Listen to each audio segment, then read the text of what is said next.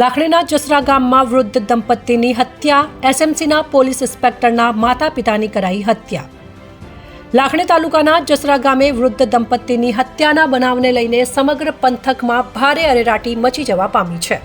કોઈ અજાણ્યા શખ્સોએ ઘરમાં ઘૂસીને એસએમસીમાં ફરજ બજાવતા પોલીસ ઇન્સ્પેક્ટર એવી પટેલના પિતા વરદાજી અને માતા હોસીબેન પટેલની હત્યા કરીને ફરાર થઈ ગયા હતા। જાણવા મળતી માહિતી મુજબ આ પતિ પત્ની ખેતરમાં રાત્રિના સમયે સૂતા હતા। તે દરમિયાન અજાણ્યા શખ્સો તેમની ઘાતકી હત્યા કરીને ફરાર થઈ જતા લોકોમાં ભારે રોષ વ્યાપી ગયો છે।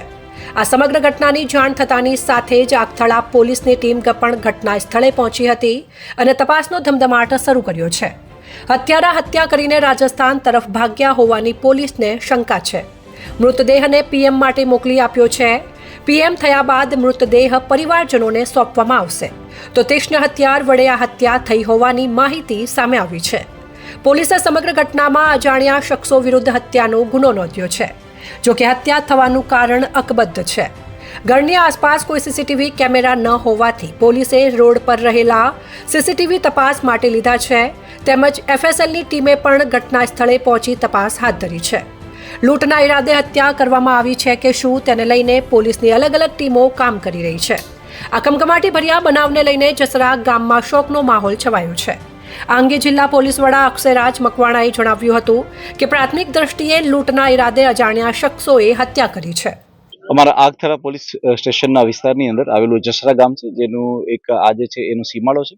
ખેતરની અંદર ઘર બનાવેલું છે અને આની અંદર વરદાજી મોતીજી પટેલ કે જે અમારા એક પોલીસ ઇન્સ્પેક્ટરના પિતાશ્રી પણ છે, તેમના માતાનું અને તેમના પિતાનું આ બંનેનું જે છે એ મર્ડર થયેલું છે। મર્ડરની અંદર જે પ્રાથમિક દ્રષ્ટિએ લાગે છે એ પ્રમાણે પગના જે કડલા પણ કાપીને લઈ ગયા છે અને કાનની બુટીઓ અને સાથે સાથે ઘરની તિજોરી તોડેલી છે। હાલમાં પ્રાથમિક દ્રષ્ટિએ એ ચોક્કસપણે એવું માની શકાય એવું છે કે જે વ્યક્તિ આવેલા હશે તેણે ચોરી અને લૂંટના આશયથી આ ઘટના કરેલી છે, કારણ કે એમના ગળામાં પહેરવાના અને કાનમાં પહેરવાના સાથે સાથે પગમાં પહેરવાના ઘરેણાને બી કાપીને લઈ ગયા છે એવું છે। અમે અલગ અલગ મોડસ ઓપરેન્ડી ઉપર કામ કરી રહ્યા છીએ કે આ પ્રકારના અંજામ કેવા પ્રકારના લોકો આપતા હોય છે।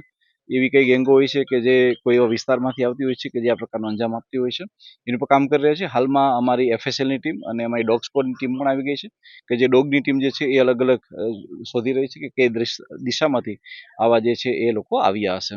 અમે તમામ એંગલો ઉપર વર્ક રાખીને કામ કરી રહ્યા છીએ અને મને વિશ્વાસ છે કે અમારી એલસીબી એસઓજી અને અમારી સ્થાનિક ટીમ જો છે એ ટૂંક સમયમાં આ હત્યાના ભેદને ઉકેલી નાખશે।